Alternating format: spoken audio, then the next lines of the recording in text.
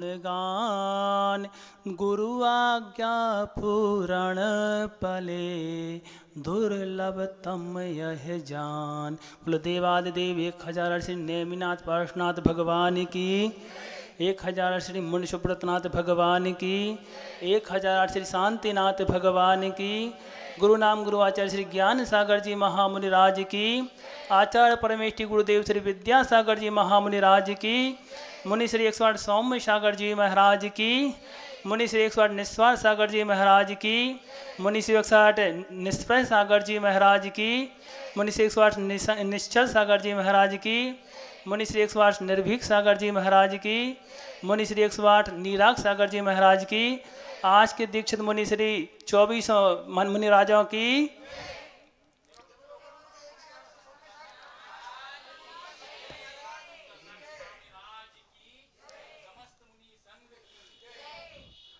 आज का यह पावन दिवस कौन सा दिवस है आज? दीक्षा दिवस। दीक्षा दिवस, दीक्षा कल्याणक में परिवर्तन हो, ये हम ऐसी सब भावना भाते हैं। इसके लिए महाराजों ने आज क्या किया था? अपने आप को गुरु के चरणों में समर्पित किया था। तो आज का दिन कौन सा है? उपकार दिवस के रूप में अपन सभी मना रहे हैं।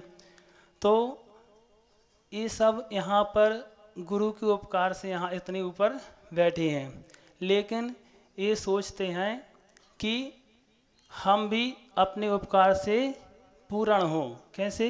जब तक इनको सिद्ध पद प्राप्त नहीं होगा तब तक ये गुरु के उपकार से उन्मुक्त नहीं हो सकते। लेकिन गुरु जी ने हम लोग को एक उपाय बताया है। क्या? कि आप अभी भी गुरु जी का उपकार चुका सकते हैं। कैसे?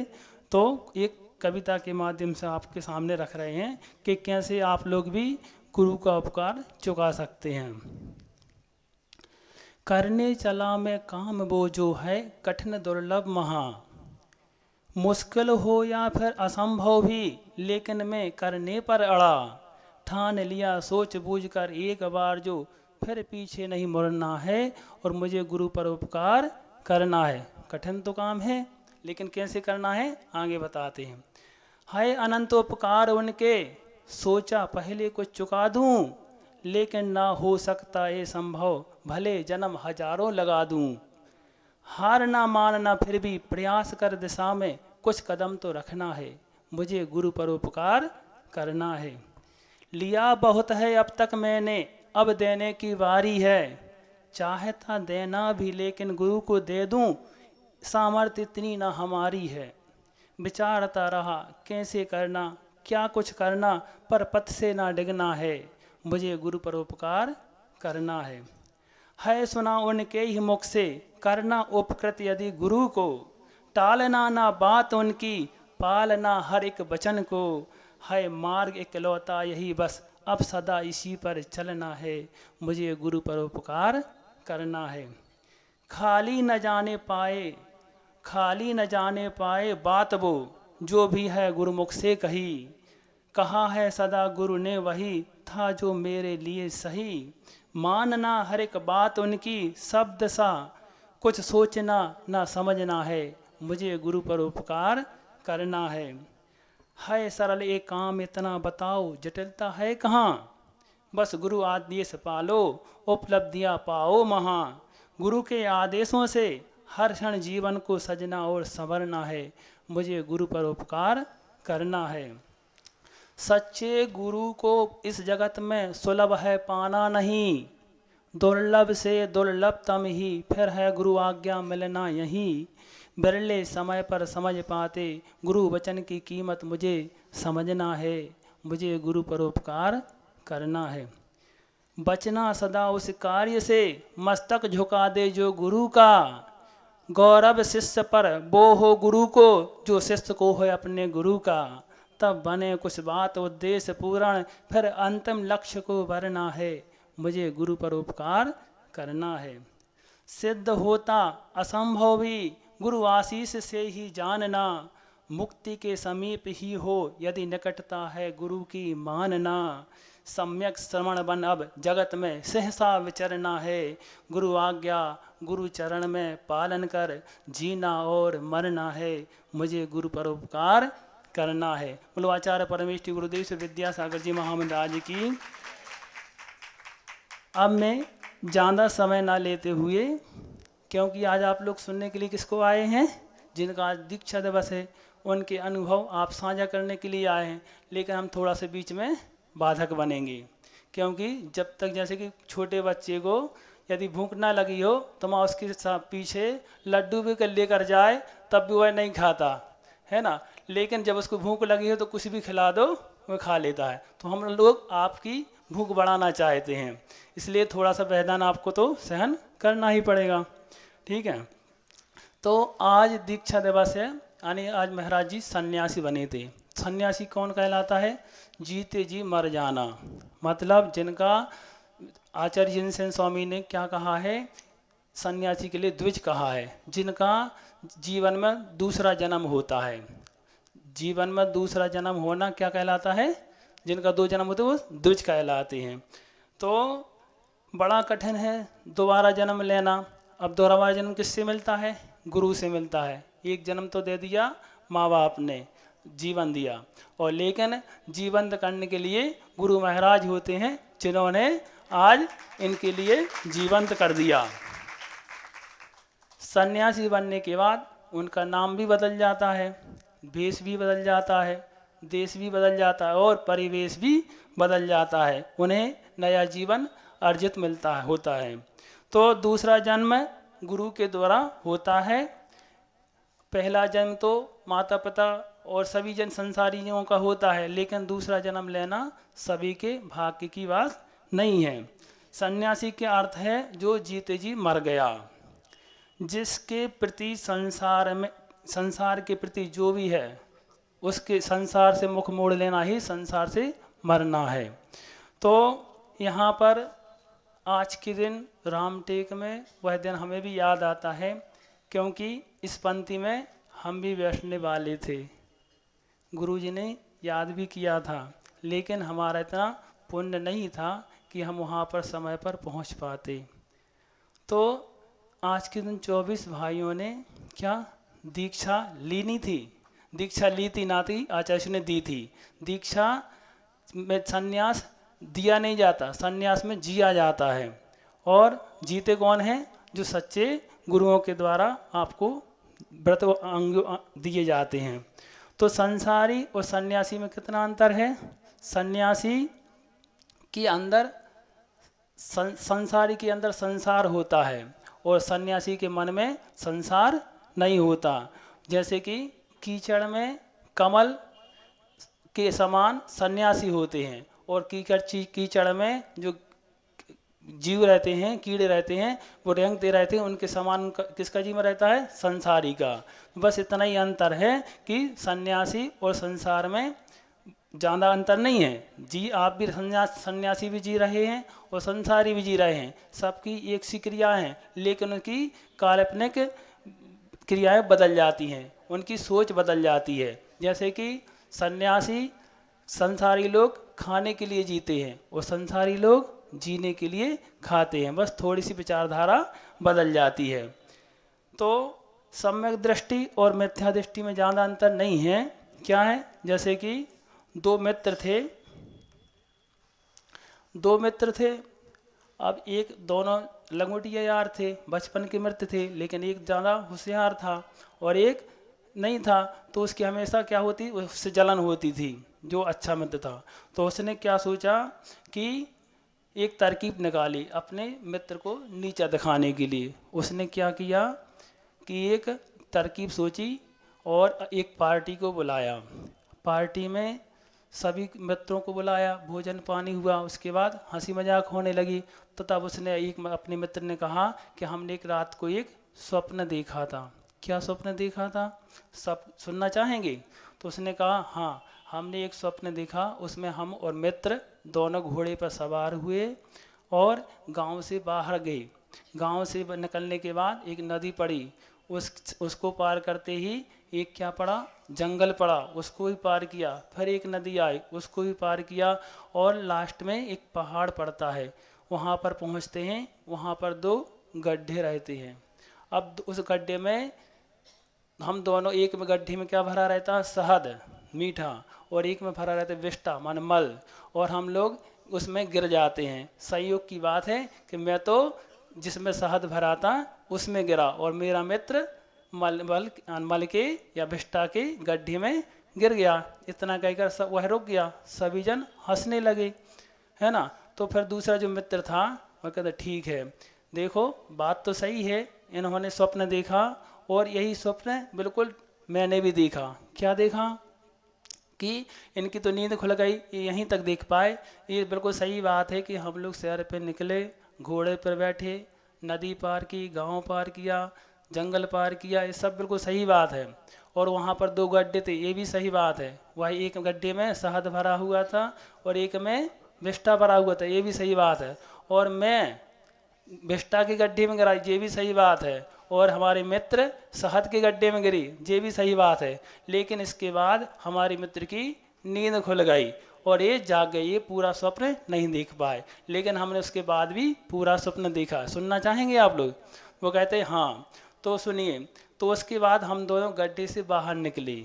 गड्ढे से बाहर निकले तो क्या हुआ, हम अपने मित्र को चाट रहे थे और हमारा मित्र हमें चाट रहा था। मतलब ये है कि जो संसार में जो मिथ्या दृष्टि जीव रहते हैं उनको भोग मिलते वो उनमें लिप्त हो जाते हैं, वो जो सम्यक दृष्टि जीव होते हैं, सन्यासी जीव रहते हैं, वो उनको भोग मिलने पर भी उनसे विमुख हो जाते हैं। बस इतना ही अंतर है कि संसारी और सन्यासी में। तो हम ज़्यादा नहीं, अपन महाराज जी के पास ले चलेंगे, मुनि श्री निश्चल सागर जी महाराज जी को आपको थोड़ा सा बता दें। जी कहाँ से हैं? मध्य प्रदेश की धर्मनगरी अशोकनगर से। इनका पूर्व का नाम क्या? सचिन भैया। सचिन नाम के प्रसिद्ध होते ही हैं। सचिन तेंदुलकर देख लो, सचिन पायलट देख लो, और अपने ये सचिन भैया तो हैं जो जायज है, उनसे भी और आगे निकले। तो सचिन भैया ने 10 अक्टूबर 2013 को रामटेक जी में गुरु जी के चरणों में समर्पित होकर अपनी मोक्ष की यात्रा आगे बढ़ाई।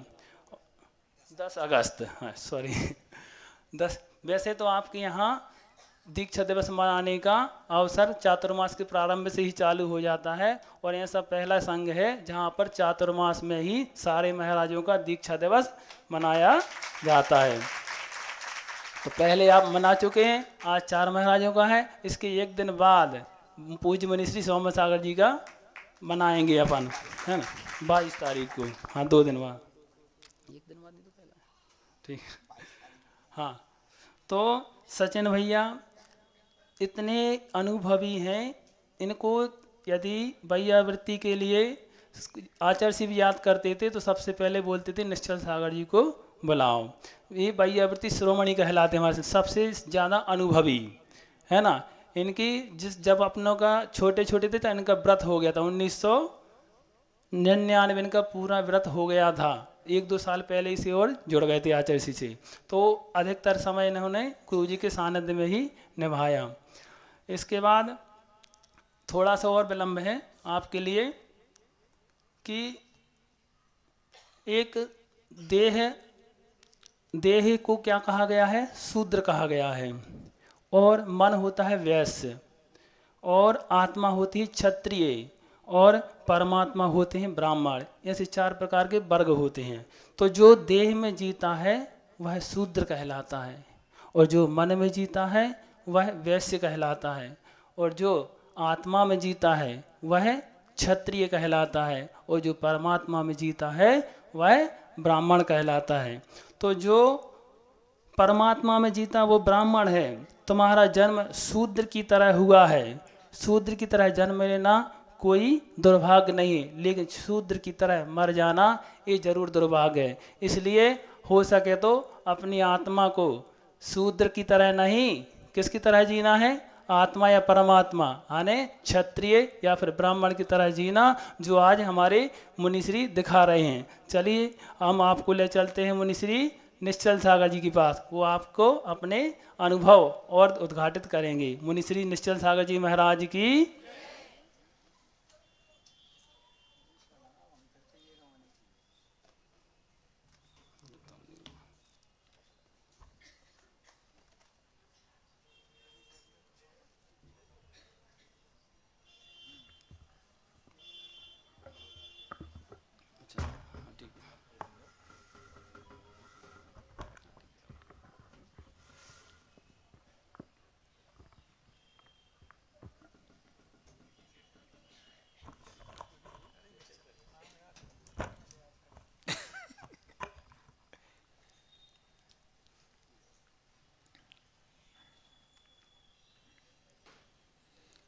तरणी विद्यासागर गुरु तारो मुझे ऋषि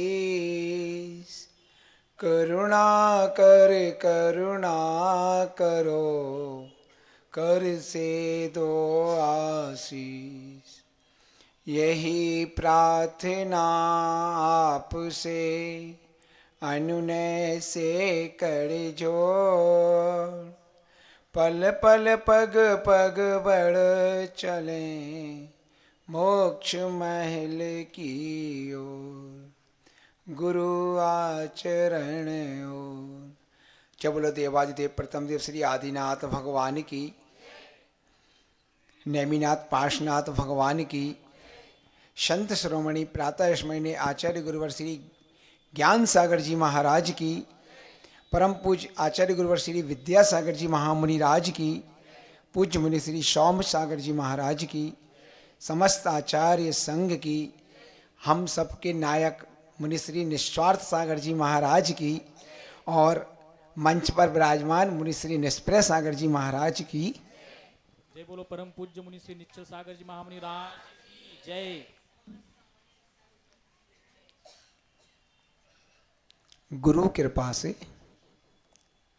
गुरु कृपा से बांसुरी बना, मैं तो ठेठ बांस था।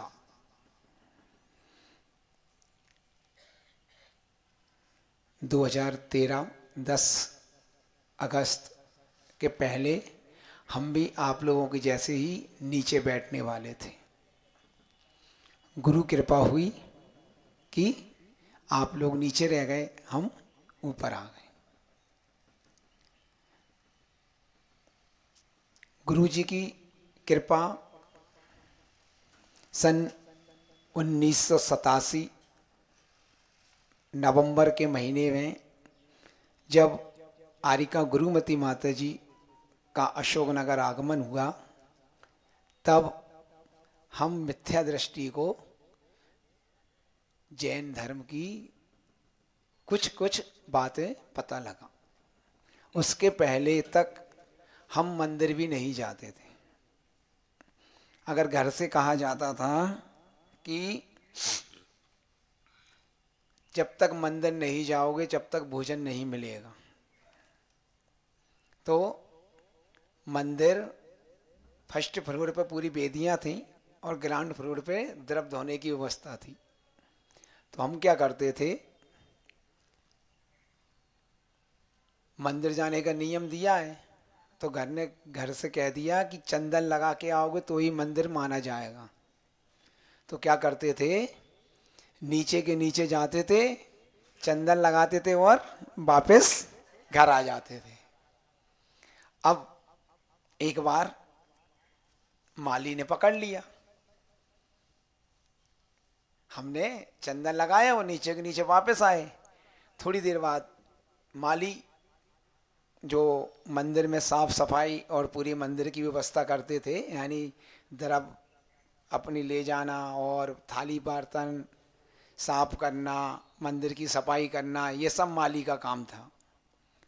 तो प्रत्येक घर से माली को एक कटोरी आटा दिया जाता था। अब वो आटा लेने आए तो घर के लोगों ने पूछ लिया, क्यों जे मंदिर गए थे कि नहीं गए? तो माली जी ने कह दिया कि ये मंदिर तो आते हैं मगर नीचे के नीचे वापस आ जाते हैं मगर नीचे के नीचे वापस आ जाते हैं। तो अच्छा, अब कल से नियम हो गया कि अब आपको ये देख के आना है कि मंदिर में कौन व्यक्ति पूजन कर रहा है। अब जब तक उनके बारे में नहीं बताओगे जब तक तुम्हें भोजन नहीं मिलेगा। अब दूसरे दिन से जिनको पहचानते थे उनकी चेहरा बताना पड़ता था। हाँ हाँ, हम जब गए थे मंदिर, जब वे पूजन कर रही थी उनसे पूछ लियो, या वो अंकल पूजन कर रहे थे उनसे पूछ लेना, ऐसा बताना पड़ता था।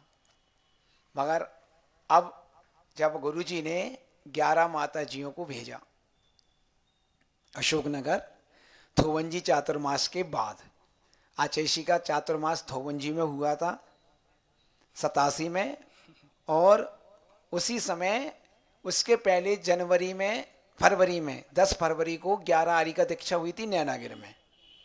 तो माता जी को पहला चातुर्मास मुंगावली का मिला था, मगर मुंगावली में कुछ अव्यवस्था होने के कारण से माता जी लोग थोवंजी आ गई, और थोवंजी से फिर चातुर्मास के बाद आचैशी ने उनको अशोकनगर भेज दिया। अब 5 दिन हो गए थे माता जी को आए हुए। पहले क्या हुआ, पहले 7 माता जी आई थी, उसके बाद 4 आई थी। तो 5 दिन तक चौका लगता रहा, मगर एक भी माता जी के हार नहीं हुए। 6वें दिन 4 माता जी और आ रही थी, तो हमसे कहा गया कि जाओ भाई माता जी को लेने चले जाओ। माता जी को लेने गए हम, वहाँ से माता जी के साथ आए, और यहाँ से हमारी शुरुआत हुई है। अब अभी तक तो मंदिर नाम का था, जाने का कोई काम नहीं, सिर्फ क्या भोजन करना है। भोजन तभी मिलेगा जब मंदिर जाएंगे, इसलिए मंदिर जाते थे। अब धीरे धीरे शुरुआत हो रही है। तो माता जी आई, माता जी को देखा, छोटी 22, 23, 24 साल की उम्र थी उस समय माता जियों की, और दृढ़मती माता जी का आगमन था। लेने गए, लेकर के आए माता जियाँ, पूरी माता जी लेने आई उनको रास्ते में। तो वो भी अच्छा लगा, एक नया, पहली बार देखा था कि एक साधु जब आता है तो दूसरा साधु उसे लेने जाता है, अच्छा लगा। फिर उसके बाद प्रवचन हुए, तो प्रवचन भी अच्छे लगे। फिर अब घर से कहा गया था कि आज अपने घर की तरफ एक आध माता जी को ले आना, कम से कम 5 दिन से चौका खाली हो रहा है, आज तो हार हो जाए कम से कम। अब उस बीच में हम 6 किलोमीटर दूर पहुंच गए थे माता जी को लेने। तो 6 किलोमीटर में माता जी से थोड़ी बहुत बातचीत हो गई, क्या नाम है, कौन सी क्लास में पढ़ते हुए, ये सब बातें हो गई थी। तो अब जैसे ही प्रवचन के बाद माता जी शुद्धि करके हार कर को निकली, तो जो गुरुमती माता जी थी वो 1 नंबर पे निकली, तो वो चली गई दूसरी दिशा में। यानी मंदिर से निकलने के बाद रास्ता अलग अलग, हमारा घर इस तरफ और माता जी निकल गई उस तरफ। अरे ये तो गई बड़ी माता जी। अब जैसे ही देखा, अरे जी माता जी तो अपन लेके आए थे, जी तो वही हैं। तो धर्मवती माता जी को हमने इशारा किया, माता जी इस तरफ चलो, तो माता जी उस तरफ मुड़ गई, क्योंकि वो तो पहली बार आई थी। पहुंचे, अब रास्ते में 3 चौके और पड़े, हमारे घर के पहले 3 चौके और पड़े। तो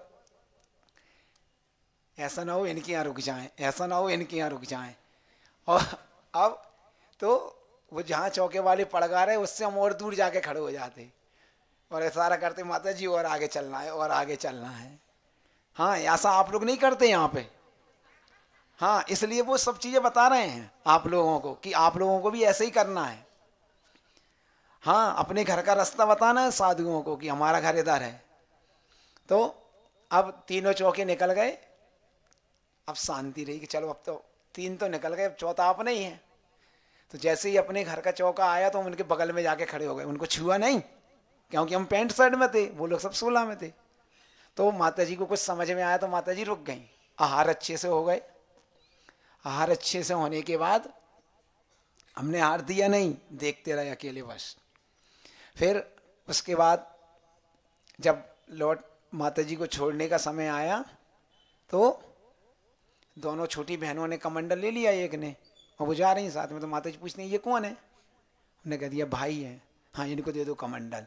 तो कमंडल दे दिया। कमंडल लेके चले गए मंदिर तक। मंदिर पहुँचे तो माता जी पूछती हैं रात में खाते हो? खाते हैं। आलू प्याज? खाते हैं। एक काम करो, 7 दिन के सोमवार से लेके और रविवार तक का आलू प्याज और रात्रि भोजन का त्याग कर दो। तो अकल तो थी ही नहीं, बस आ गए बातों में। और हमने कहा हाँ 7 दिन की तो बात है, कर दो, सोमवार से लेकर रविवार तक का रात्रि भोजन का त्याग और आलू प्याज का त्याग। तो माता जी ने कहा हाँ कायोस्तर कर लो। क्या होता है ये कायोस्तर? हाँ 9 बार नमोकार मंत्र पढ़ लो। तो 9 बार नमोकार मंत्र पढ़ लिया। अब उसके बाद माता जी कहती हैं कि अब जब खाने का मन हो ना तो हमसे पूछ के खाना। हमने कहा ठीक है। 7 दिन हो गए, जब तक 7 दिन में खूब अच्छे से जुड़ गए माता जी से। अब तो सुबह जंगल भी जाते, दोपहर में आहारचर्या में भी जाते, दोपहर में स्कूल के बाद पहुंच जाते और शाम तक रहते वहां। इसके बाद क्या हुआ, अब 7 दिन हो गए पूरे। अपन ने 7 दिन के सोचा था। हमने कहा माता जी आज 7 दिन हो गए पूरे, आपने सोमवार को त्याग कराया था, आज रविवार हो गए, आप तो कल से खाएंगे। तो माता जी कहती हैं हमने आपका सोमवार से लेकर रविवार तक का त्याग कराया है, इसके अलावा कोई दिन आए तो खा सकते हो। अरे तुझे क्या फंसा दिया, यानी आजीवन ही हो गया, क्योंकि इसके अलावा कोई दिन आना नहीं है। सोम मंगल बुध बृहस्पति शुक्र शनि रवि, फिर तुम्हारा तो सोमवार आ गया, अब कैसे खाओगे? ठीक है, जब तक जुड़ भी चुके थे तो ठीक है माता जी नहीं खाएंगे। अब उसके बाद 64 दिन का हम लोगों को सानिध्य मिला माता जी का। 64 दिन बाद बिहार हो गया, तो हम लोग छोड़ने गए तो कहाँ तक गए? बीना तक। बीना अशोकनगर से 90 किलोमीटर पड़ता है। तो बीना से जब लौटने लगे तो माता जी कहती हैं कि पिपरई में मुनि श्री सुधासागर जी महाराज विराजमान हैं, तो आप लोग सब उनके पास जाना और उनको ले जाओ अशोकनगर, बहुत अच्छा रहेगा। तो रास्ते में पिपरई पड़ी, तो पिपरई में हम लोग उतर गए सब, महाराज जी को निवेदन किया। तो महाराज जी कहते हैं हाँ देखो, क्योंकि आचार्य के सभी शिष्यों का एक ही काम है, कोई बताते नहीं है कि हम आएंगे आपके यहाँ, हाँ देखो क्या होता है, क्योंकि सब आचार्य ने यही पढ़ाया है सबको कि अपन को कभी किसी को हाँ नहीं भरना कि हम आपके गांव आ रहे हैं। अगर हम हाँ भर देंगे तो निश्चिंत हो जाएंगे ये लोग, और हम हाँ नहीं भरेंगे तो इनको लाना है तो बार बार आएंगे जी। इसलिए आचार्य कहते हैं देखो, अनुव्यय वचन बोलो। ठीक है। अब उसी बीच में हम लोगों को माता जी ने प्रत्येक रविवार को पूजन करने का नियम दे दिया था। रविवार को पूजन करते थे, वो भी पूजन कैसी? पैंट शर्ट में करना है। पहले स्टार्टिंग आना चालू करो, पूजन चालू हो गई। रविवार का दिन था, जो भैया जी पूजन कराते थे, अनिल भैया जी आजकल जो इंदौर आश्रम में अधिष्ठाता हैं, वो पूजन कराते थे सबको। 25-30 लड़के इकट्ठे करते थे उनके साथ पूजन। तो फिर कहते हैं, क्योंकि उस समय फ़ोन भी ज़्यादा नहीं चलते थे, मोबाइल वगैरह, तो वो कहते हैं आज महाराज जी आ रहे हैं। तो हमने कहा कौन से महाराज जी आ रहे हैं? वही महाराज जी आ रहे हैं जिनको अपन पिपरई में श्रीफल भेंट करने गए थे। तो पूजन के बाद उनको लेने चले गए। लेने के बाद माता जी ने बीज को बोया, और महाराज जी ने जब वो पौधा अंकुरित हुआ तो उसमें सींचना प्रारंभ कर दिया, और उस पौधे को बड़ा कर दिया संभाल करके। और फिर जब 1989 में उनका चातुर्मास अशोकनगर में चल रहा था, तो प्रशांतमती जी पूर्णमती जी की यानी 9 आरी का दीक्षा होनी थी। तब उन्होंने पहली बार हम अपने घर से अकेले पहली बार निकले थे सन 89 में गुरु जी के दर्शन करने के लिए कुंडलपुर, दीक्षा देखने के लिए। तो वहाँ जाकर के दीक्षाएं देखी। उस समय ये सारी माता जियाँ 20-20, 22-22, 24-24 साल की थीं, सब एक से एक सुंदर और सब। तो हमने कहा, सोचा मन में, 3-4 दिन तक उनके साथ में रहे। बनोरी वगैरह निकलती थी तो बैंड बजाते थे, वहाँ बैंड लेके गए थे हम लोग।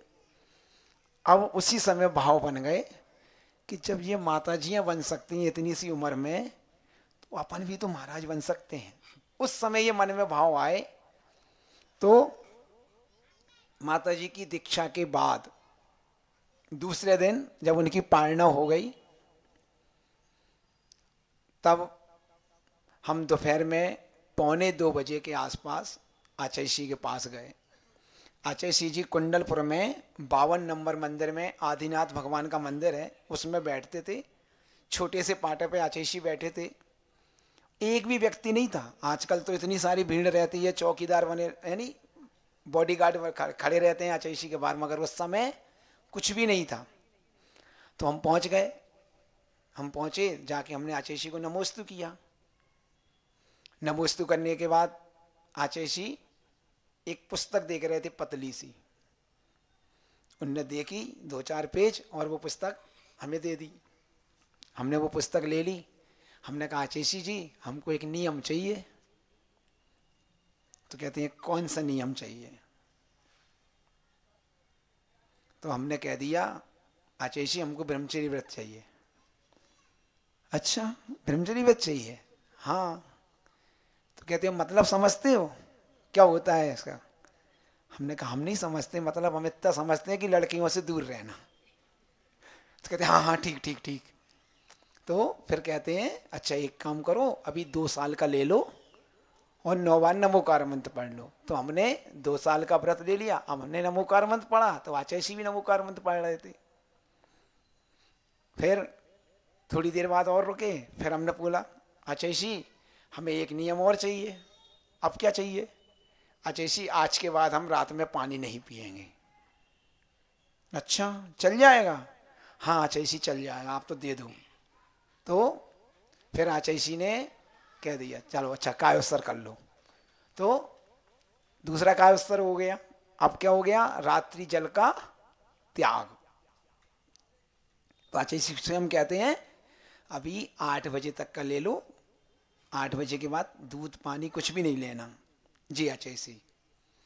फिर थोड़ी देर और रुके, जब तक इतनी देर में कोई भी नहीं आया आचैसी के पास, एक भी व्यक्ति नहीं आया। फिर दोबारा पूछा आचैसी एक नियम और चाहिए। अब क्या? आचैसी हम आज से बाजार का भी नहीं खाएंगे, बाजार। तो फिर आचैसी कहते नहीं नहीं अभी पढ़ाई करनी है, इसलिए बाजार का त्याग नहीं करना। तो फिर एक काम करो, ये नियम ले लो कि आज के बाद होटल पे बैठ के नहीं खाएंगे। क्या नियम दे दिया? कि आज के बाद होटल में बैठ के नहीं खाएंगे, कोई भी सामग्री बाजार से खरीद के ले आओ घर, और घर में बैठ के खा लेना। अभी बाजार का त्याग भी नहीं कराया आचैसी ने, क्योंकि अभी पढ़ाई करना है इसलिए। जैसी आपकी आज्ञा, आप तो जो देते जाओ हम तो लेते जा रहे हैं। बैठ के नहीं खाते, खड़े होकर खाते। तो फिर क्या हुआ? अब आचैसी ने 3 नियम दे दिए और हम वहां से आ गए। फिर उसके बाद 2 साल खूब अच्छे से निकले, मुक्तागर पहुंचे। सन 1990-91 2 चातुर्मास आचैसी के लगातार मुक्तागिरी में हुए। हम लोग मुक्तागिर पर्यूषण पर्व में गए चौका लेकर के। तो एक उपवास एक आहार, एक उपवास एक आहार करते थे। हम लोगों को तीसरा उपवास लेना था।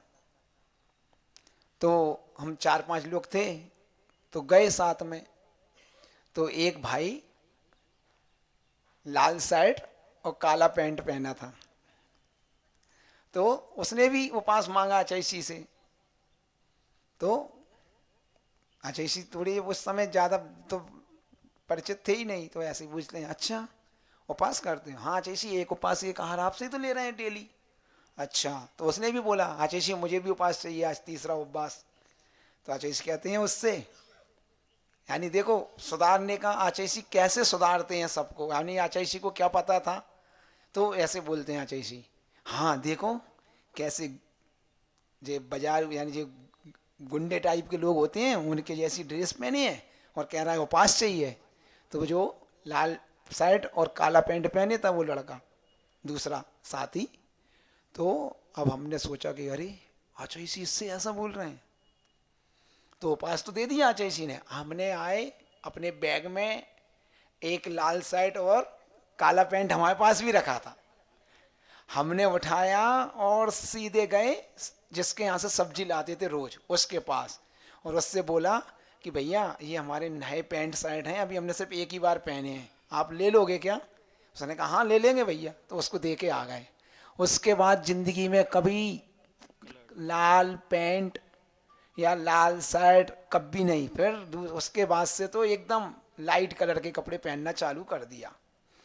और फिर धीरे धीरे अब फिर मुक्तागिरी में तप कल्याण, तप धर्म आता है ना, उस दिन आचैशी से बोला कि आचैशी अब व्रत और बढ़ा दीजिए। क्यों कि 2 साल का दिया था वो पूरा हो गया। तो आचैशी कहते हैं हाँ 5 साल का और कर लो। फिर 5 साल का हो गया।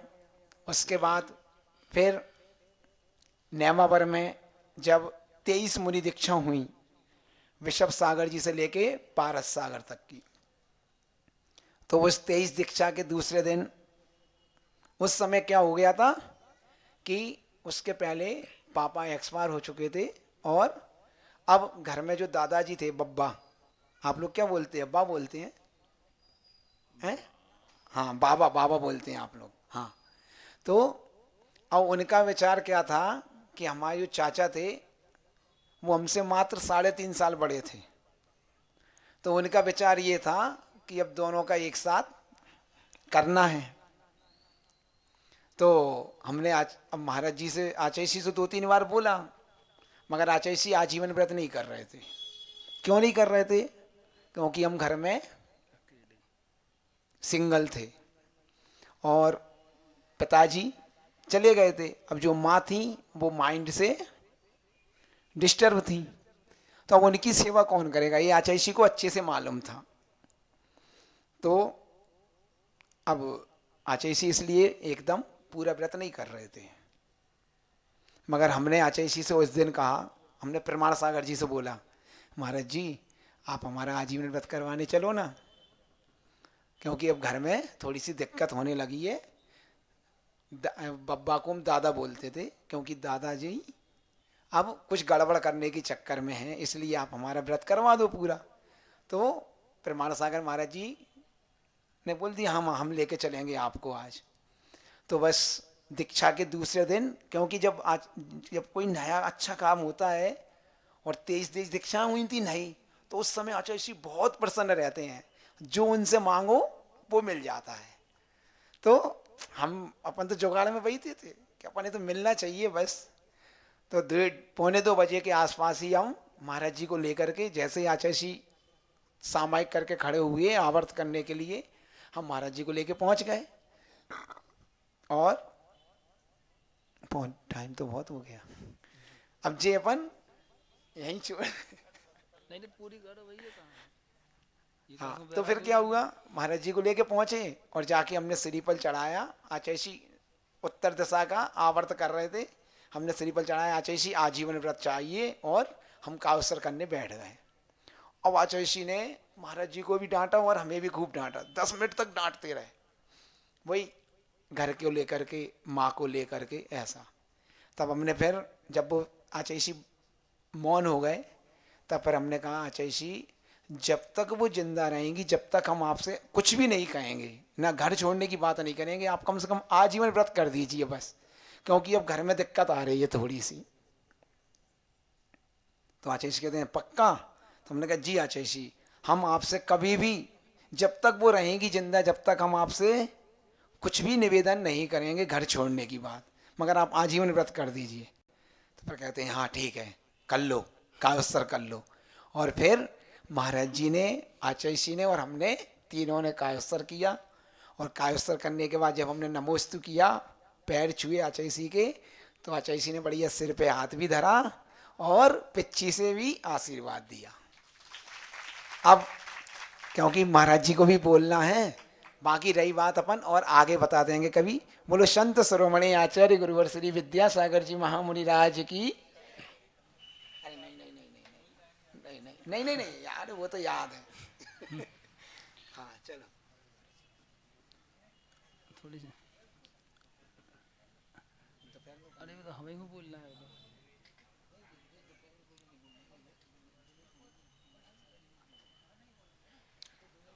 दोपहर में महाराज जी बोले अभी तो हमें को बोलना है। हाँ चलिए, अब अपन आगे बढ़ाते हैं। कोई भी शुभ कार्य करना हो तो आचैशी से आशीर्वाद के साथ साथ आचैशी बोलते हैं कि माला फेरो। अब माला फेरना है तो कौन सी माला फेरना है? माला फेरना भी बहुत प्रकार का होता है। तो कैसे? जैसे मोह फेरना, देखते ही किसी को देखते ही मोह फेर लिया, तो आप लोग तो ये बहुत करते रहते हैं। कान फेरना भी होता है, सुना अनसुना कर देना, ये क्या कहलाता है? कान फेरना। पीठ फेरना भी होता है, अपने वादे से मुकर जाना। आंखें फेरना होता है, आंखें फेरना माने मर जाना। जब आंख खुली सपना गया, जब आंख मिची अपना गया, नश्वर है संसार यह, जब आंख फिरी दफना गया। तो आंख फेरना भी बहुत होगा। आंख फेरने के पहले आंख खोलना सीख लो। तो पानी फेरना भी होता है एक। फेरना कितने प्रकार का होता है? तो किए कराए पर पानी फिर गया, आप लोग बोलते ना। और एक होता है माला फेरना। तो माला फेरना भी कितने प्रकार का होता है? कोई कैसे उद्देश्य से माला फेर रहा है, कैसी माला फेरना चाहिए कि राम नाम की जाप का निकला यह परिणाम, दिल में श्रद्धा चाहिए, मरा कहो या राम। अपना उद्देश्य यदि अच्छा है तो अपन राम की जगह मरा भी कहेंगे तो अपना कार्य सिद्ध हो जाएगा। और माला कैसी नहीं फेरना चाहिए? तो माला बनाई काठ की, जामे डाला सूत, माला बेचारी क्या करे, जपने वाला कपूत। कितने भी आप माला फेर लो, यदि आपका उद्देश्य ठीक नहीं है तो आपका कार्य सिद्ध होने वाला नहीं है। जिसने अच्छे से माला फेरी है, जैसे अंजन चोर है, नमोकार मंत्र की जगह क्या बोलता रहा? आड़म ताड़म सत कच्छु न जाड़म, सेठ वचन परिणामाणम, और उसका कार्य सिद्ध हो गया। वाल्मीकि स्वामी ने राम की जगह मरा बोला, फिर भी उसका कार्य सिद्ध हो गया। और जो जिनका उद्देश्य ठीक नहीं था उनके लिए क्या होता है आप लोग जानते हैं। तो फिर अपन को कैसी माला पहनना है? इन महाराजों ने कई भवों में माला फेरी होगी, तब जाके आचार्य जी का मन बना इनको दीक्षा देने का, है ना। तो एक होता है मन फेरना भी होता है। कैसा? मन फेरना। माला फेरत जो गया, गया न मन का फेर, कर का मन का डार के, मन का फेर। एक होता हाथ फेरना भी होता है। आप लोग तो माहिर हैं हाथ फेरने में। हाथ फेरना मतलब चोरी करना। तो यहाँ पर कहते हैं चोरी तो करो लेकिन अच्छे रत्नों की करो। आप लोग क्या पत्थर कहते हैं ना, जड़ के माध्यम से, जड़ के लिए जड़ बनकर लगे हुई हैं। जड़ के माध्यम से मतलब संसार क्या है? जड़ है ना। और जड़ के लिए माने पत्थर आने जी, इसको क्या बोलते हैं? रुपया पैसा के लिए जड़ है वो जड़ बन के लगे हुए, मतलब जड़ माने बुद्धिहीन, अज्ञानी, अज्ञानी बनकर लगे हुए हैं। तो ऐसा हाथ नहीं फेरना। आपका एक घोड़ा क्यों अड़ा, और पान क्यों सड़ा, और विद्या क्यों बिसरी? इसका एक ही उत्तर है, फेरा नहीं। तो घोड़ा को यदि घुमाओ नहीं तो वो हो जाता है, फिर वो उठता नहीं है, क्या अड़ियल हो जाता है। और पान क्यों सड़ा? क्योंकि इसको फेरा नहीं। और विद्या क्यों बिसरी? क्योंकि इसको फेरा नहीं। तो अपन को सब फेरना छोड़ के अपन को क्या माला फेरना है। और किस उद्देश्य से? कि अपना भाव संसार से अपन पार होने के लिए ऐसी माला फेरो कि उसके लिए क्या करना पड़ेगा? फिर एक जन्म साधना के लिए चाहिए, हो सके तो उसके लिए भूमिका बनाइए। तो कहते हैं भैया माला फेरने से कैसे पुण्य बढ़ेगा, पाप कटेंगे? कभी तलवार का नाम लेने से कभी किसी की जीभ कटी क्या? आप लोग का क्वेश्चन हो सकता है। जब तलवार के नाम लेने से जीभ नहीं कटती तो भगवान का नाम लेने से, माला फेरने से कर्म कैसे कटेंगे, पाप कैसे कटेंगे? ऐसे तर्क कुतर्क करने वाले बहुत मिल जाते हैं। लेकिन आप हमें ये बताओ, इमली का नाम लेने से मुँह में पानी आता कि नहीं आता? जब इमली का नाम लेने से मुँह में पानी आ सकता है तो भगवान का नाम लेने से भी पाप को पसीना नहीं आ सकता क्या? तो ऐसी माला फेरो जो अपने भाव के तारण के लिए हो। आगे समय ज़्यादा नहीं है, अपन दोपहर में देखेंगे। अब चलते हैं मुनि श्री निष्प्रय सागर जी के पास। इनका पूर्व का नाम क्या था? अनुराग। इनके सभी जन परिवार के इनको बहुत प्यार करते थे, इसलिए इनका नाम अनुराग रख दिया। लेकिन जब आचार्य श्री की नज़र इन पर पड़ी तो इनका राग वहीं छूट गया और यहाँ पर निष्प्रय सागर जी बना दिया, है ना। ऐसे मुनि श्री निष्प्रय सागर जी महाराज की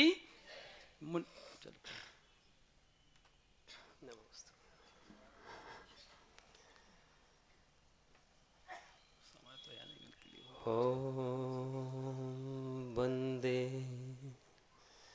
विद्यासागरं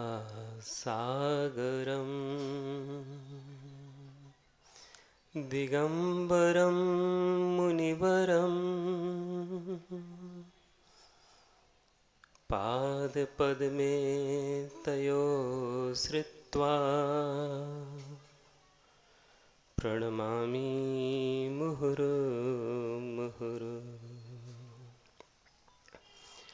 नमोस्तु गुरुवे तस्मै कल्याणरूपिणे सदा यस्य वाग्मृतं हन्ति विषं संसारसंज्ञकम्।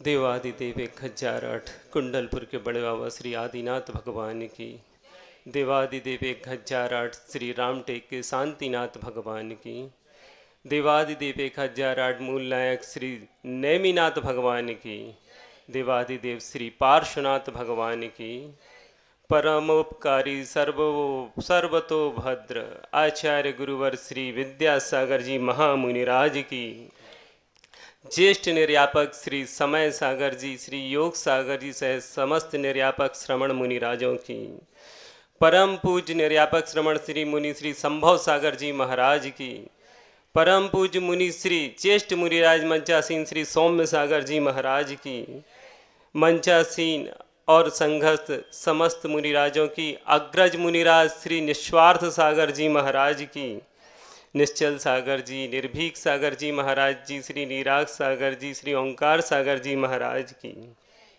पंच परमेष्टि भगवान की।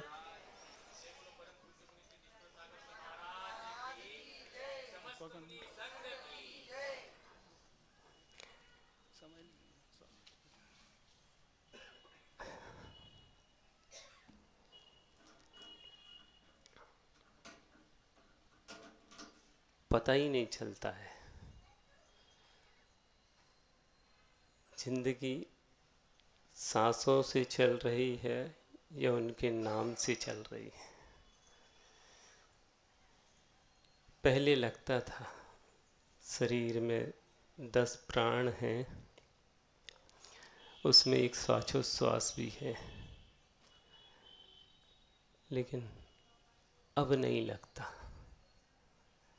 अब ये लगता है कि 10 प्राण से कोई वस्तु छूट करके एक किसी ऐसी परोक्ष शक्ति के माध्यम से संचालित है, जहाँ इन तुच्छ वस्तुओं की या ये नश्वर शक्तियों की, इंद्रियों की अब आवश्यकता ही नहीं है।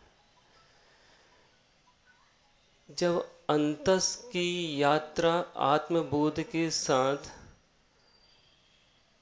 प्रारंभ हो जाती है, तो फिर इन भौतिक शक्तियों की किसी प्रकार से कोई आवश्यकता ही नहीं समझ में आती है।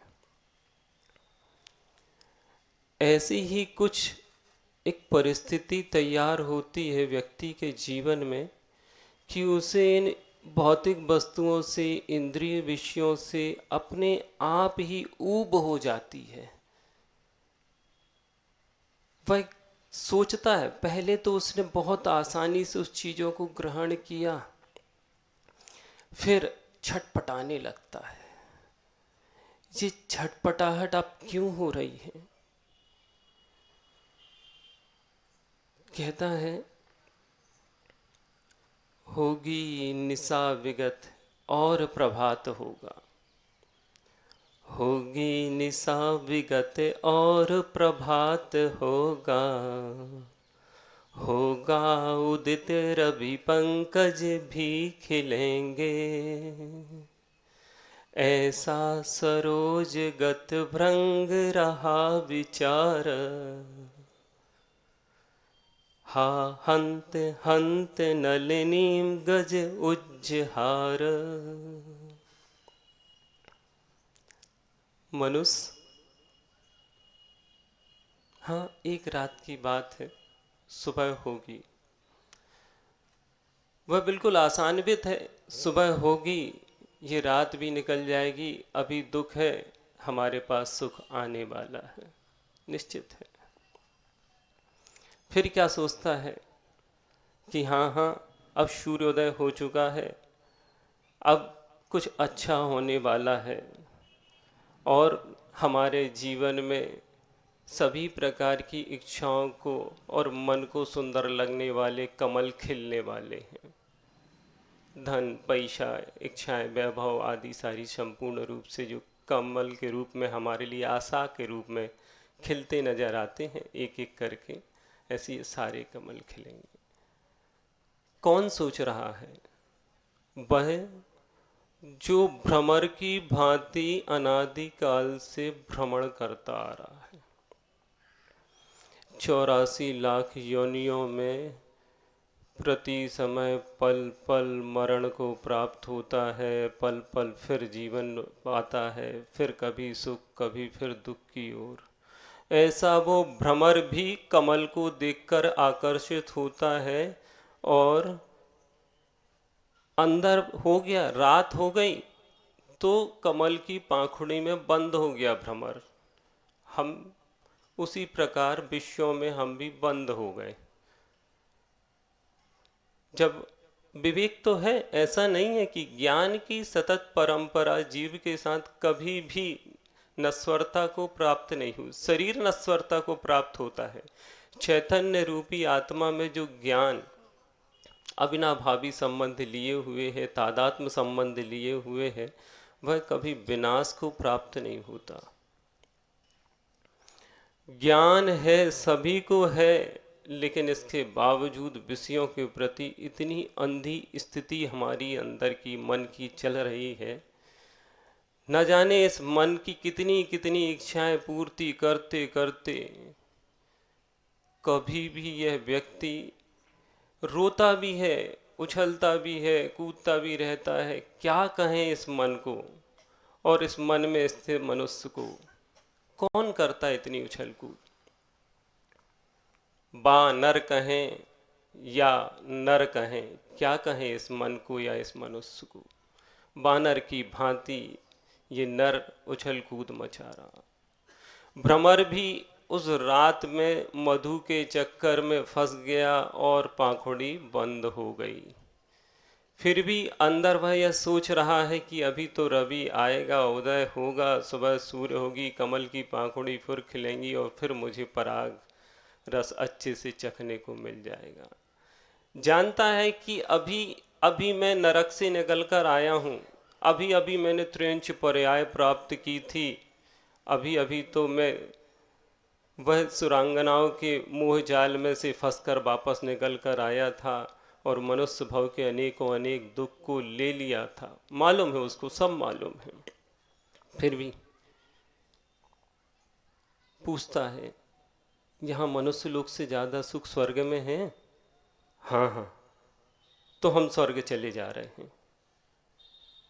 और स्वर्ग में वहाँ पर दुखी होता है और परेशान हो जाता है विषयों से जब, तो कहता है कहीं संयम मिलेगा? तो कहीं हाँ हाँ, मनुष्य पर्याय है जहाँ संयम मिलेगा। अच्छा, संयम में सुख? हाँ, संयम में बहुत सुख है। तो भावना वहाँ जाके करता है, जब यहाँ था अवसर तब नहीं, भावना वहाँ जाके करता है, लेकिन फिर यहाँ आता है और पता नहीं फिर वह उसका मन इस डाल से उस डाल पर, इस डाल से उस डाल पर। अब क्या करता है, जैसे तैसे थोड़ी बहुत उसको समझ आई, विषयों से उसकी विरक्ति हुई और वह अपनी समझदारी को, दिन भी हो गया, उसको वह दिनकर के रूप में आचार्य भगवान गुरुदेव आदि मिल भी गए, लेकिन कर्मों की मार कितनी बुरी थी। एक हाथी आता है और जैसे ही सुबह होती है पूरी बगिया उजाड़ के चला जाता है। क्या हुआ? कौन सी बगिया उजड़ गई आपकी? वह जिंदगी की बगिया उजड़ कर रह गई। रात तो पूरी की पूरी आपकी 70, 80 वर्ष, 90 वर्ष की आयु पूरी करते करते ही रात निकल गई। जब समझ आई, दिन का उदय हुआ, कर्मों का एक झोंका आया, आपको फिर मरण की ओर ले गया। अब आप तो अनासक्त हो चुके थे, अब ना उठने की हिम्मत है, ना कुछ करने की है। क्या करें भगवान? यदि इच्छति दुख परिमुख, इच्छाओं से अगर छूटना चाहते हो तो श्रमणत्व को ग्रहण कर लो, और तब ग्रहण कर लो जब तक दिन है।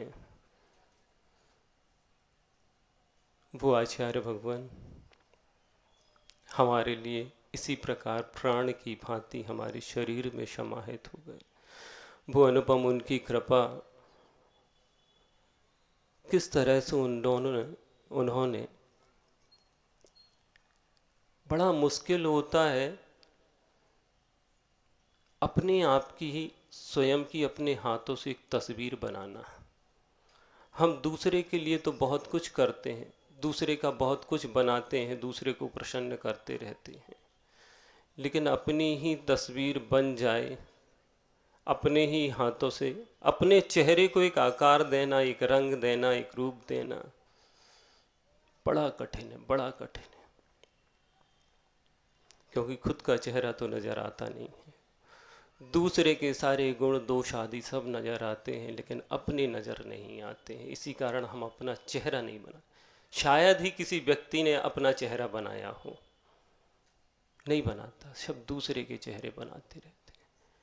लेकिन एकमात्र दिगंबर अवस्था, श्रमणत अवस्था ऐसी है कि जहां आत्मबोध के साथ यात्रा प्रारंभ की जाती है।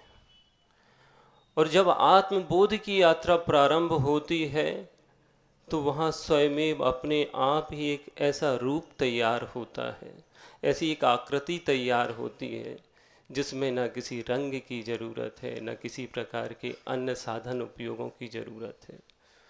बस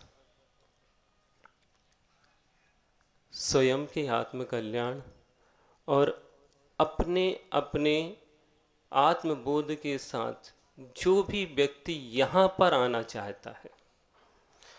पूज्य गुरुदेव ने बहुत अच्छी बात कही कि दीक्षा दी नहीं जाती, ली जाती है। यानी कि आप स्वयं इस प्रकार से आत्मबोधित होकर आए हो, आपको इस बात के एहसास है कि जहाँ से मैं आया हूँ वहाँ कुछ न कुछ प्रतिकूलताएं तो थीं, और वहाँ से छुटकारा पाने के लिए आपने ये पुरुषार्थ किया है। जब आपके अंदर ये भावना आ चुकी थी तो उन परोपकारी गुरुदेव ने कहा, ठीक है, आ जाओ, मेरी नाव में आ जाओ। ये नाव कभी डुबाने वाली नहीं है। हाँ, इतना जरूर है कि पुरुषार्थ आपको स्वयं करना पड़ेगा,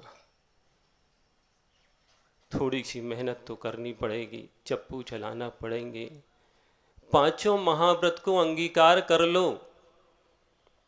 ये पांचों महाव्रत खेवैया की तरह पार लगाने वाले, अहिंसा का पालन करना है, सत्य का पालन करना है, अस्तेय आदि का पालन करना है, परिग्रह के प्रति किंचित मात्र भी आपकी मूर्छा न रहे, और ब्रह्मचर्य का अखंड पालन करना है। इन 5 महाव्रतों के साथ रामटेक में हमारी यात्रा प्रारंभ हुई, और यात्रा का धीरे धीरे प्रारंभ, ये बहुत अच्छी बात थी कि हम दक्षिण की ओर अभिमुख हुए। दक्षिण यानी दिशा की ओर नहीं। रामटेक हमारे यहाँ से दक्षिण की ओर अवश्य है, ये दिशा तो भौतिकता की ओर थी, लेकिन हम दक्षिण की ओर यानी प्रधान की ओर, प्रमुख की ओर, मुख्य आचार्य गुरुदेव की ओर मुखातिर हुए थे, जो दक्षिण दिशा में दक्षिण के रूप में, दाक्षिण्य के रूप में बैठे हुए थे। और ऐसी ही एक यात्रा आचार्य भगवान की आशीर्वाद से हम लोगों की प्रारंभ हुई थी राजनांदगांव से। एक रहस्य उद्घाटन कि कहाँ से प्रारंभ हुआ यह मेरा आत्मबोध का सफर। 2011 में आचार्य भगवान के आशीर्वाद से हम लोगों ने यात्रा के लिए मन बनाया। हम लोग करीब करीब 25-30 ब्रह्मचारी आचार्य भगवान बहुत उत्सुक हुए। जब भी किसी शुभ कार्य के लिए आप आचार्य भगवान के पास या बड़े मुनिराजों के पास जाओ तो हकीकत में उनके हृदय से निकलने वाला वात्सल्य और सहयोग की भावना, आत्मकल्याण की भावना हम सबको एक ऊर्जा प्रदान कर देती है। आप भी जब भी आओगे और अच्छे कार्य के लिए आशीर्वाद मांगोगे, गुरुदेव दोनों हाथों से आशीर्वाद देते। तीर्थ का अर्थ होता है कि जिसके माध्यम से आप पार उतारे जाओ, तीर पर लग जाओ, आप किनारे पर लग जाओ। संसार सागर से पार उतारने वाले हमारे धर्म स्थान, हमारे गुरुदेव, हमारे सारे नव देवता आदि, ये पार लगाने वाले तीर्थ, इनकी यात्रा के लिए कौन प्रसन्न नहीं होगा। गुरुदेव ने भी भर शक्ति हमें आशीर्वाद दिया और हमारी यात्रा रामटेक से प्रारंभ हुई। मुक्तागिर आदि आदि होते होते हम पूर्व अवस्था में भी जिंतूर के नेमिनाथ भगवान के चरणों में इसी भावना के साथ आए थे। जिस भावना के साथ गुरुदेव के पास पहुंचते थे, उसी भावना के साथ नेमिनाथ भगवान को भी नमोस्तु किया था। हे भगवान, इस बार हम कुछ संसाधनों के साथ, कुछ परिग्रह के साथ आए हैं। ऐसा कल्याण कर दो मेरा, इस तरह की भूमिका तैयार कर दो कि अगली बार आऊं तो पदयात्री बनकर आऊं और आपके ही समान में जिनलिंग धारण करके, निर्ग्रंथ अवस्था धारण करके दर्शन करूं। पुण्यमीनाथ भगवान का उपकार। और जब मैं भगवान की भक्ति में डूबता हूँ, हकीकत है मैंने कई बार कहा कि भक्ति ये जन बराणम खियदि पुब्ब संचियम कयम कम्मम। भक्ति की इतनी शक्ति होती है कि अपने आप ही स्वयं वह प्राप्त होती है। और यह भावना पुनः पुनः, ऐसी ही पूरी दक्षिण की यात्रा की शुरुआत भी बड़ी विचित्र हुई। आचार्य भगवान देखो कितने अच्छे से कहते हैं, उस समय हम लोग विचित्र विचित्र वेशभूषा में पहुंचे थे और आचार्य भगवान कहने लगे, यह यात्रा किस उद्देश्य से प्रारंभ कर रहे हो? तो कहा आचार्य भगवान, पूज्य मुनिश्री ने जब प्रभात मंडल था, ब्रह्मचारी अवस्था में थे, तो इन्होंने भी दक्षिण की यात्रा की थी। इनके पूरे ग्रुप में प्रभात मंडल नाम का एक ग्रुप था इनका, उस समूह ने आचार्य भगवान के आशीर्वाद से भी दक्षिण यात्रा की थी। महाराज लोग के मुख से हमने सुन रखा था। महाराज जियों ने कहा, अगर तीर्थ वंदना आदि करते हो तो शीघ्र मुक्ति होती है और अपने जितने भी अंदर इच्छित कार्य हैं वह सिद्धि को प्राप्त होते हैं। जाओ, इतने सारे तीर्थ स्थान हैं, इन तीर्थों में जाकर के अपनी भावना रखो, गुरुदेव अवश्य प्रसन्न होंगे। पूज्य मुनिराज, उन सब की प्रेरणा से हम लोगों ने भी तीर्थ वंदना की।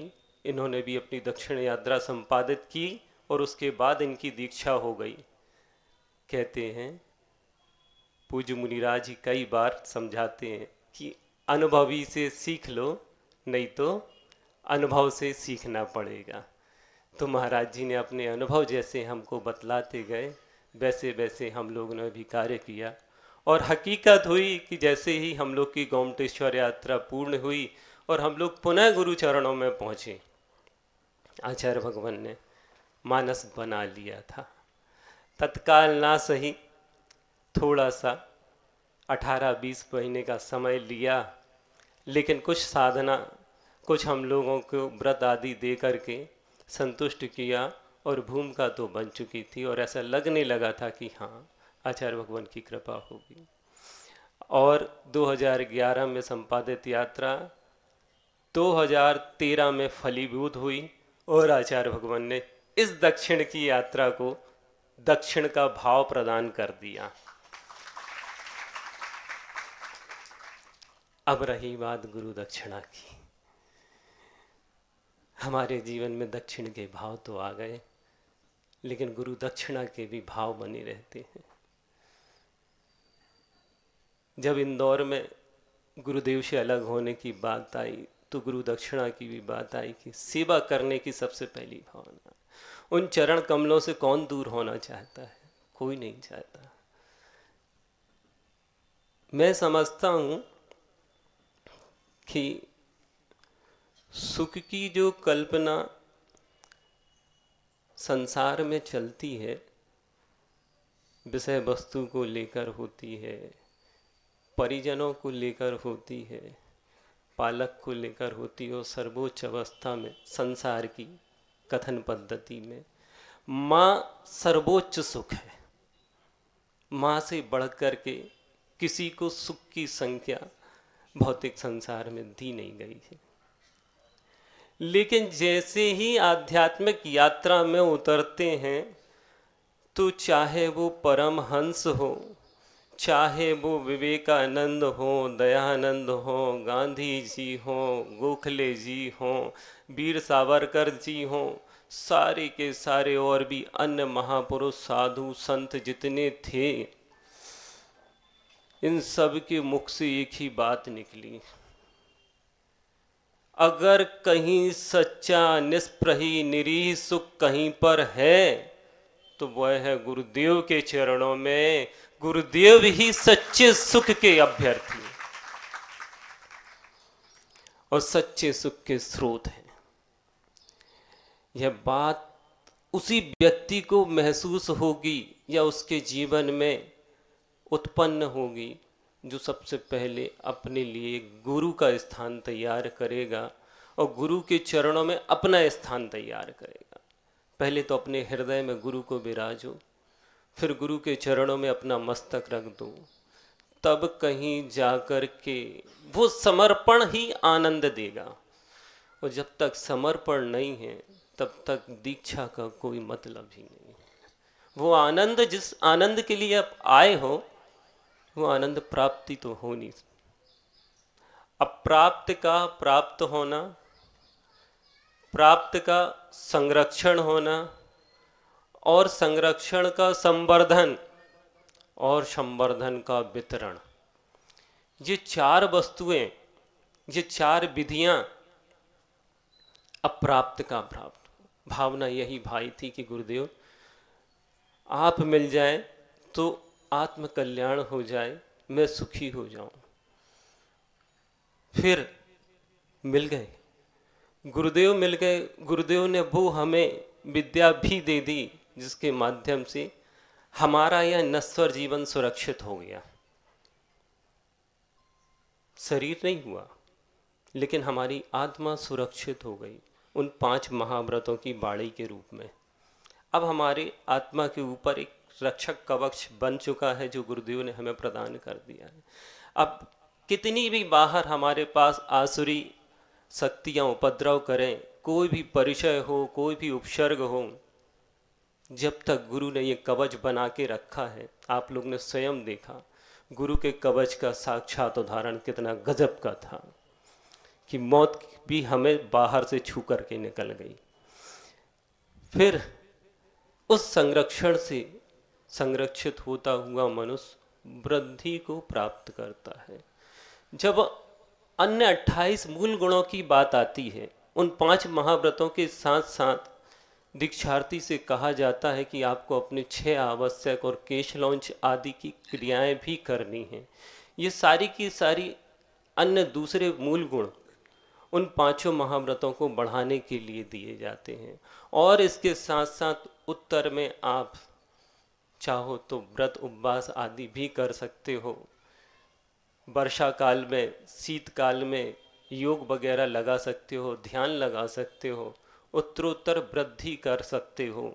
ये हो गया संवर्धन, संरक्षित वस्तु का संवर्धन। और संवर्धन के बाद अब क्या करना है? वितरण करना है, रख कर नहीं बैठ जाना। अगर महापुरुष महासंत अगर उस चीज का संवर्धन करके, वो तीर्थंकर आदि भगवान अगर अपने ज्ञान को, अपनी शक्तियों को स्वयं में रखकर बैठ जाते तो हम सब आज यहाँ नहीं होते।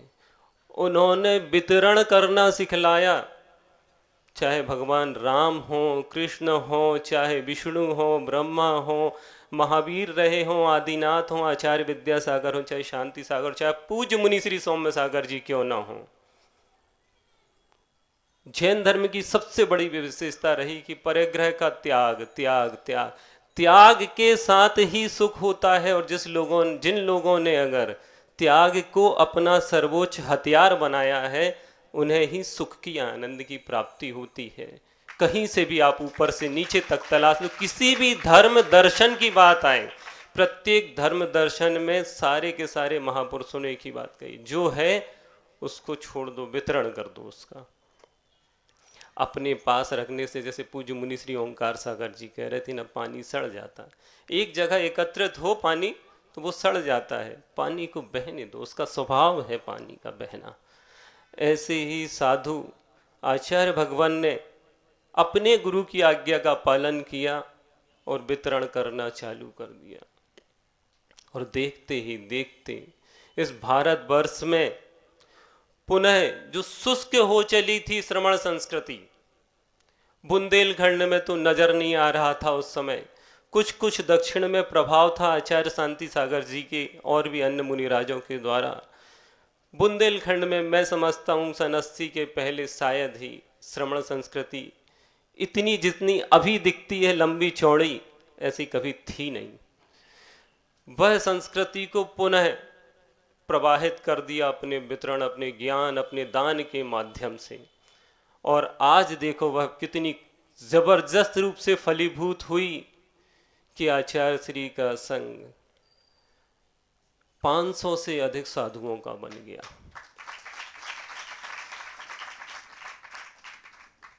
यही जीवन में आने वाली वितरण की स्थिति हमें और ऊपर ऊपर बढ़ाती चली जाती है। ऐसे ही दीक्षा का अनुभव शब्दों के द्वारा अकथनीय, और वह गुरुदेव के उपकार, न जाने हम माटी को आचार्य श्री में क्या नजर आया, इन काठ के टट्टुओं में क्या नजर आया। चाहते तो एक दिया बना देते, चाहते तो एक छोटा सा घट बना देते।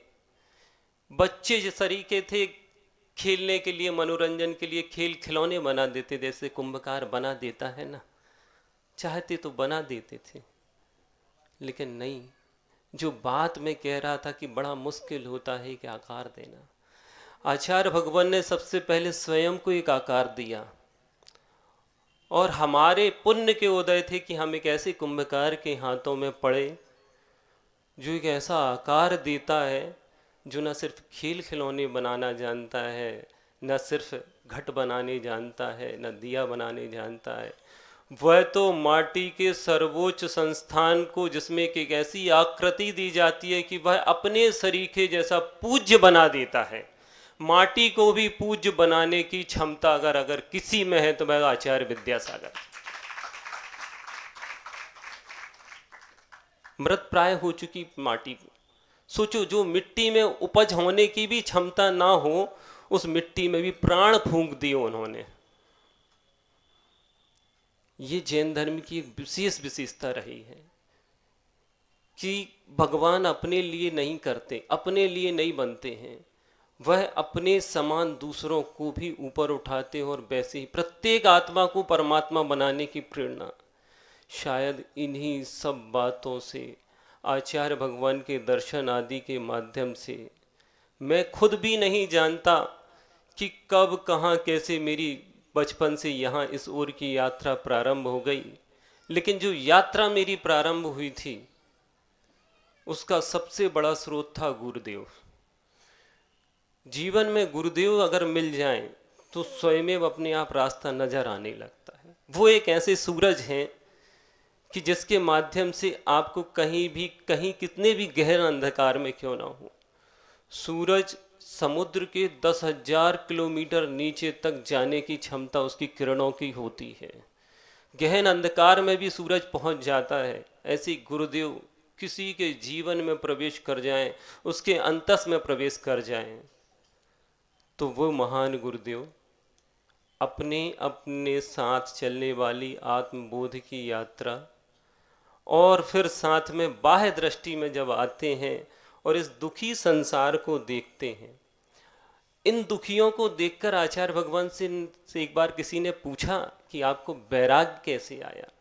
हमारा वैराग्य तो हमारे गुरुदेव रहे कि गुरुदेव के प्रति अनुराग हो गया, लेकिन गुरुदेव से जब पूछा तो एक दार्शनिक व्यक्ति का उत्तर क्या होता है वो सुनो। कहते हैं अब क्या देखना बाकी है, इन दुखी लोगों को देख करके कोई संसार में फंसना चाहेगा क्या?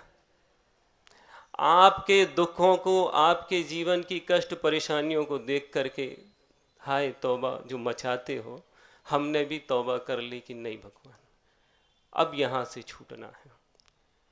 और आचार्य भगवान ने अपने लिए वह आत्मबोध प्राप्त किया और फिर उसके बाद हमारे लिए भी कर्तव्य बोध की यात्रा प्रारंभ की। महापुरुष कभी अपने लिए नहीं जीते हैं, हमेशा हमेशा उनका जीवन दूसरों के उद्धार के लिए होता है। तो बाहर में कर्तव्य बोध की यात्रा और अंतस में आत्मबोध की यात्रा के साथ ये दीक्षा का प्रवाह सतत चल रहा है। हे गुरुदेव, जिस तरह आपने इन तुच्छ माटी को, पतित को ऊपर उठाया और आज इस अवस्था में पहुंचा दिया कि कर्तव्य बोध भी हो और आत्मबोध भी रहे, और इन्हीं भावनाओं के साथ त्वदीय वचनम वंदनीयम तोभ्यम एव समर्पये। परम पूज्य देवादिदेव गज्जाराट श्री मुनि सुब्रत नाथ भगवान की जय। परम पूज्य आचार्य गुरुवर श्री विद्यासागर जी महाराज की, परमोपकारी ज्येष्ठ मुनिराज श्री सौम्य सागर जी महाराज की।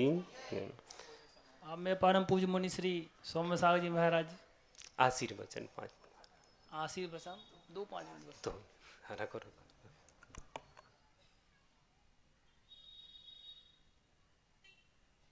अहिंसा परमो धर्म की। परम पूज्य आचार्य परमेष्ठी गुरुदेव श्री विद्यासागर जी महामुनिराज की, 3,9 करोड़ मुनिराजों की।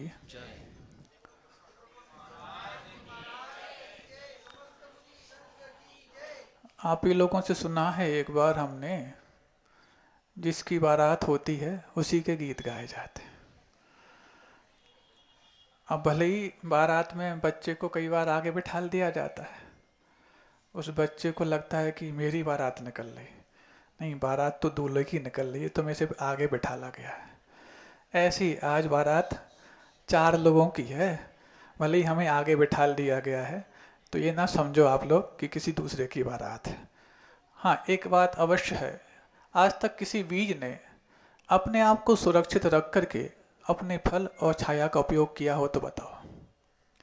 ऐसा कोई बीज हुआ है जिसने खुद को सुरक्षित रख लिया हो और सोचे कि मुझे जब किसान ने बो दिया है तो मैं बड़े होकर के अपने फल खाऊंगा, अपनी छाया लूंगा? नहीं, उस बीज को तो खुद का सर्वस्व मिटाना पड़ता है, तब जाकर के लोग उसको सर आंखों में उठाने लायक बना पाते हैं। ऐसे ही इन लोगों ने अपने आप को मिटाने का ऐसा साधन कर लिया, जिस साधन को साधना के रूप में गुरुदेव ने आकार दे दिया, और आकार ऐसा दिया कि उस नीति को सार्थक कर दिया जिस नीति में विश्वास को पाने की नीति बताई गई है। नीति इतनी सी है कि विद्वानों की लोग प्रशंसा करते हैं, धनवानों से लोग ईर्ष्या करते हैं, बलवानों से लोग डरते हैं, लेकिन विश्वास उसी पर करते हैं जो आचरणवान होते हैं। और जब आचरण हमारे जीवन में शुरुआत को प्राप्त हो जाता है तो फिर विश्वास के लिए दुहाई नहीं देनी पड़ती, शपथ नहीं लेनी पड़ती, और आपके जीवन में विश्वास की पूर्ति अवश्य होने लग जाती है। अब इस आचरण के माध्यम से जब विश्वास की पूर्ति होती है, और विश्वास तो वो वस्तु है जो आपके लिए जीवन की पूर्ति के लिए आवश्यक होता है, क्योंकि आप ही लोग बोलते हैं भोजन के बगैर कई दिनों तक जिंदा रह सकते हैं, पानी के बगैर कुछ कम दिनों तक, हवा के बगैर कुछ मिनटों तक, लेकिन विश्वास के बगैर एक पल भी जिंदा नहीं रह सकते। और विश्वास कौन सा? आत्मविश्वास हो चाहे दूसरे पर विश्वास हो, विश्वास की कमी होना अलग बात है, लेकिन विश्वास का खात्मा होना अलग बात है। और जिसका विश्वास खत्म हो जाता है, या तो वो हार्ट फेल से मर जाता है, या दूसरों के द्वारा जो विश्वास की गई थी वस्तु थी उसके अभाव में मर जाता है। इन दोनों के दृष्टांत मैंने कई बार दिए हैं। आज समय पूरा हो गया है, दोपहर का सत्र और है। अभी 4 में से 2 को आपने सुना है, शेष बाकी हैं और 4 दिन अभी और भी बाकी हैं जो आपने 4 दिवसीय कार्यक्रम रखा है। कल का जो कार्यक्रम है मैं पहले आपको बता दूं, कल आपने तुरपाई की बात सोची है, क्योंकि सिलाई की बात तो बहुत हो गई जो मशीन से होती थी, अब तुरपाई की बात है जो मनुष्यों से होती है। और तुरपाई उन उधड़ते रिश्तों की तुरपाई है जो आजकल तार तार होते चले जा रहे हैं। जिन तार तार हुए रिश्तों को आप अपनी तुरपाई के माध्यम से लगातार बना पाएंगे, उसकी भी आपको कल ध्यान रखना है। कल दोपहर में वो कार्यक्रम है, सुबह जो यथावत है वो तो है ही, और आगामी कार्यक्रम तो आपको पता ही है, अहिंसा परमो धर्म की, बोधि समाधि परिणाम शुद्धि, स्वात्मोपलब्धि शिव शौक सिद्धि, चिंतामणिम चिंतित वस्तु दाने, त्वां वंदमानस्य ममास्तु देवी।